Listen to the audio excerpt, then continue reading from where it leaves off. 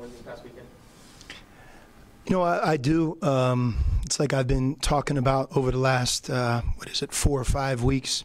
You know, I think like a lot of teams in college basketball, you lose a player to an injury. You know, you recognize his importance when he's not there. All of us have some players that are better than others, some that fill roles that no matter how hard we try, we can't duplicate without that player being available. And although Brandon Williams played only 18 minutes and, you know, statistically his game doesn't jump out at you, I do think that he gives us much-needed depth, which has plagued us during his absence. He gives us a playmaker, which I've talked a lot about over the last month. It's not just what he does, but it's his ability to get others shots. He had 2 passes in the Stanford game that led to a 3-point shot by Brandon Randolph, and I think a dunk by either Chase or Ira around the basket. And, you know, he's very talented in terms of being able to get other people's shots. So it was nice to have him back. I felt like it was a big lift for our group, and you felt it. You felt it both in the first half and also in the second, that we're a little bit deeper, and especially as he continues to develop and grow, hopefully he'll have no setback, but we have more firepower. And as everybody in this room knows, you know, we're not a blessed offensive team, even with Brandon, but I do think we have much more of an ability to score and be efficient when he's a part of our team. So we have our fingers crossed that he'll be able to get from where he is to the end of the season. He had 0 pain from the game the other day. We did not practice yesterday, but he's full go today, and we'll push towards Oregon State on Thursday. Not really a limit. I do think that there's probably a middle ground from maybe what he did against Stanford, and again, assuming the next 3 or 4 days go by with him in terms of no added pain or discomfort. I think that we'll be able to count on him a little bit more. That's our hope. Coach Mike Pelton here, WC15 out of Phoenix. Do you have any comment on the reports that you've been No. notified? If you are subpoenaed, No. will you testify? No comment. Coach, during the losing streak, your team had several games that you guys played well, but just didn't end up with the win. What did you guys see that carried over into these 2 victories, and how can that carry over more into future games? I'm sorry, could you repeat that? Yeah. So during the losing streak, you guys had several games that you guys executed, Mhm. but didn't end up with a win. How did the execution in those games carry over to these past 2 victories? Well, no, you're right. And, you know, the hard part is when you win, everything's easy. But when you don't, things can be more difficult and challenging. You know, one of the things that I've learned this year is you have to be able to see each game for what it is. And if your team doesn't play well, then you don't play well. Sometimes the other team might be better, more talented. As hard as that is to admit for anybody, you have to look at it for what it is, as long as it's true. And I think that, you know, the last part is if you're playing better or you have moments in games where you really do play well but you don't leave with a victory, it's something to feel good about. It's something to build and grow from. And our team really did that over the last couple of weeks. I think it did lead into this past week's performances against Cal and Stanford. You know, I recognize Cal has had their problems this year, but again, I can't really grade our game because of who we played. It's how we played in that game, our performance. And this week, especially in the Stanford game, I thought we had more good moments. I will say that for us to be successful in either of the 2 games this coming week, Oregon or Oregon State, we're going to have to play better basketball, more consistent, you know, less bad moments, you know, go to the free throw line. It's been a strength of ours. You know, we're going to have to do a good job making free throws on the road and playing tremendous defense. Both teams are very good, and you know, our first team, Oregon State, you know, they're 10-4 at home. One of the top 4 teams in our conference. They have 17 wins. We respect them a great deal. You had to deal with more adversity than most coaches normally have to. This was sort of the year your 2 best players get hurt. You had to go on a losing streak. You had to let go of the assistant coach. You deal with the book, the subpoena thing that we don't want to talk about, Mike Bibby investigation. How much are you looking forward to the storm running out of rain? What was the last one? Park? Bibby. Okay. How much are you looking forward to less turmoil and less adversity? You know, I have a 4-year-old nephew who had open heart surgery 2 days ago, my sister's son. I'm really concerned about that. Ryan Luther and Justin Coleman are seniors. I want them to have the best experience that they can have finishing up their season at Arizona. It's their one and only season here. We're welcoming Brandon Williams back. You know, for both Brandon Williams and his family, I want to make sure that everything that we do with him in practice, off the court, on the court, is in his overall best interest, and hopeful that he can have a great ending to his freshman year. Like a lot of coaches, trying to put our team in a position to play our best basketball near the end of our season. You know, college basketball is about the finish.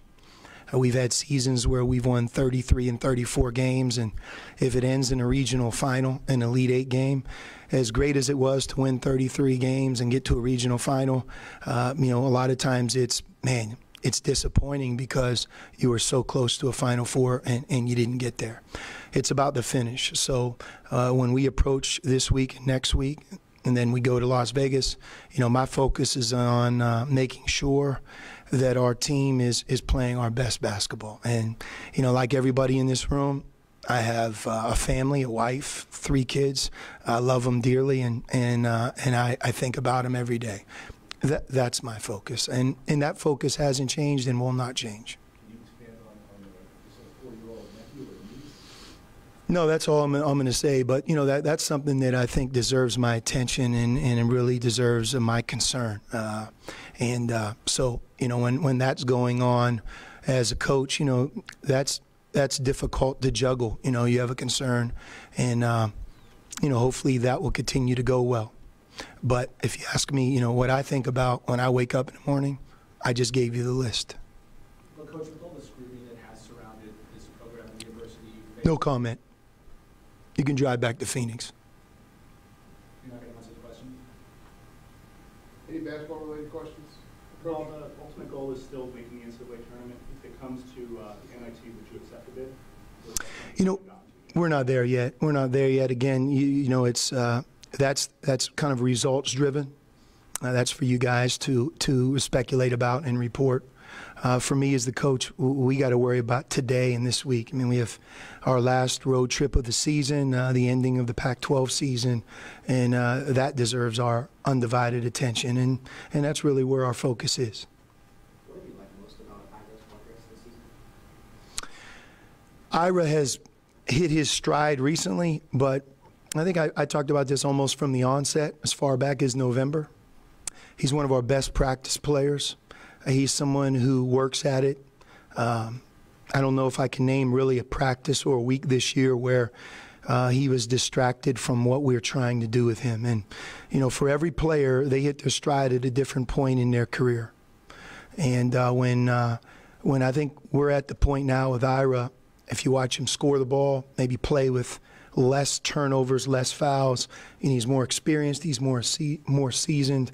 I think he's really headed in the right direction. Played a great game against Stanford, and again, you know, to my point, you know, we have to get him to play 2 great games this week on the heels of the game at Stanford and continue his improvement and development.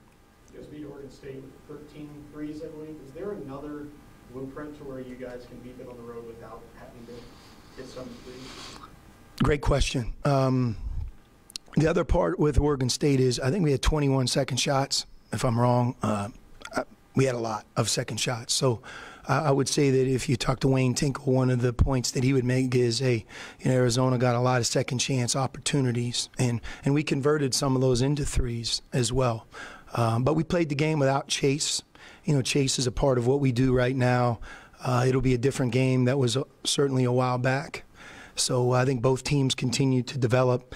I mean, before we played Oregon State the last time, we talked a lot about their, you know, undeniable experience, you know, where they have, you know, 3-year starters, 4-year starters, their top 3 players, you know, Trace Tinkle, Stephen Thompson, and Ethan Thompson. Those guys are not only talented, but they've been through the battles, been through the ups and downs of a college basketball season. So I think when you look at their performances, I could see why Oregon State's had the season that they had. And we have to do a really good job against all 3 of them. but in particular Trace Tinkle. Sometimes when you're the coach's son, you don't get enough credit for what a terrific player you are. But I mean, statistically, he jumps off the page. He's one heck of a player.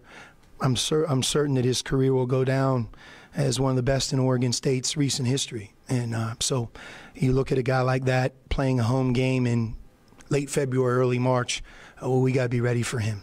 When you have these kind of like a negative press situation come up, how much do you have to address your team and tell them, this doesn't concern you, that kind of thing?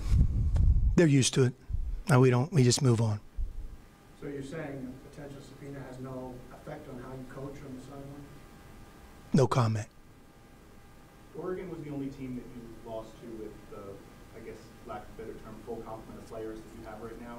Was there anything about that game that stands out compared to during the losing streak where you were missing either Chase or Brandon?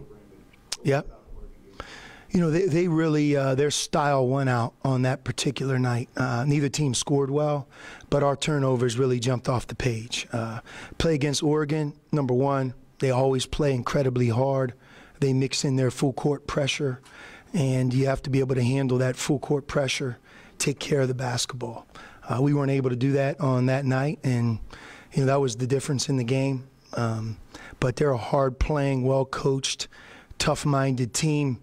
And, you talk about an injury, their season with Bol healthy versus the season they've had without him, you're talking about two different things. And unfortunately for a coach, that's the one thing you can't control. And but they've done a very good job, and I'm sure like us, they're trying to put it all together here down the home stretch, and they have a very tough home court.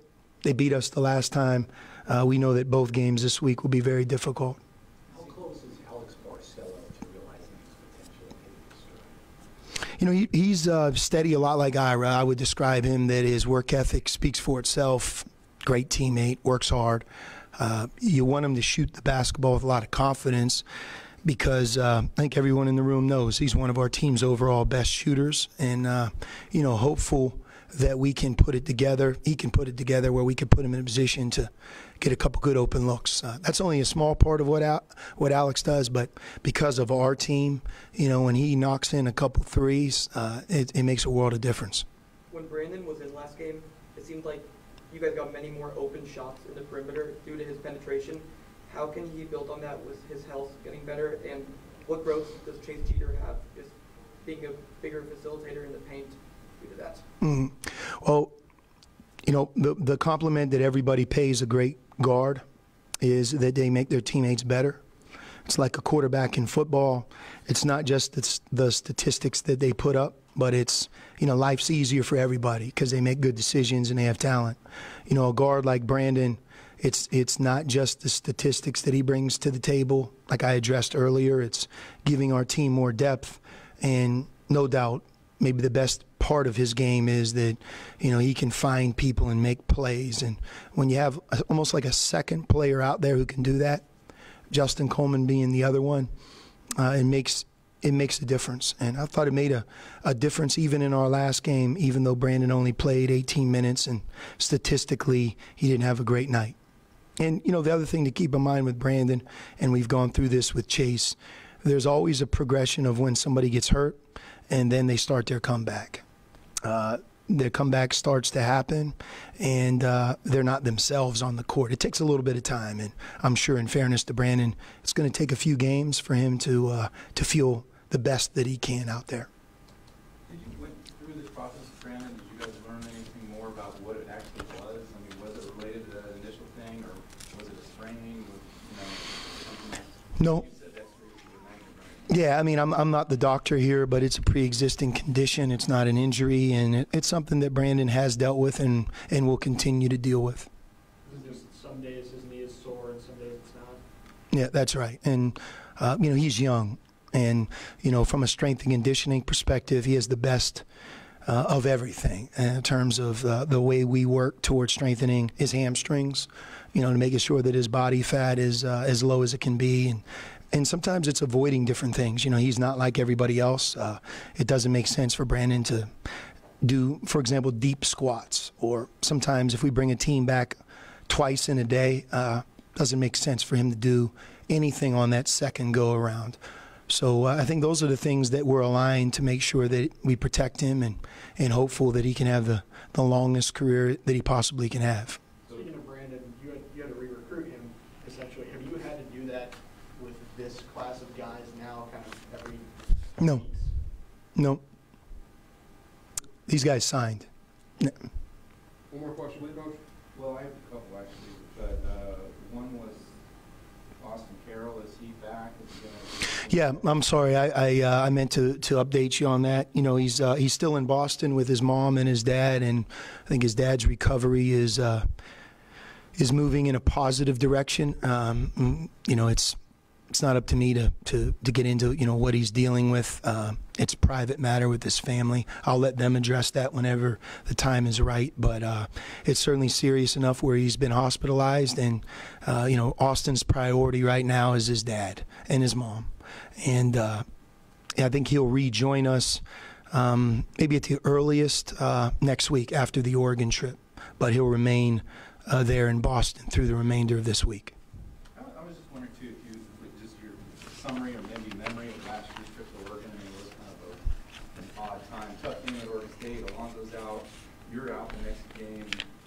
You know, people are chanting things at DeAndre and go nuts in that game. You know, what's kind of the way you look back on that, if you do it at all? I wasn't at the game. Well, this No. that whole week. I mean, it was just kind of a tough week along and all. Yeah.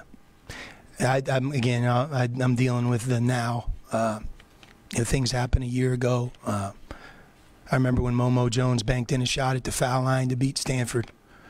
And I remember when, you know, Derek Williams blocked a shot against Washington and won our first Pac-10 championship. You know, those are all behind us. Thank you.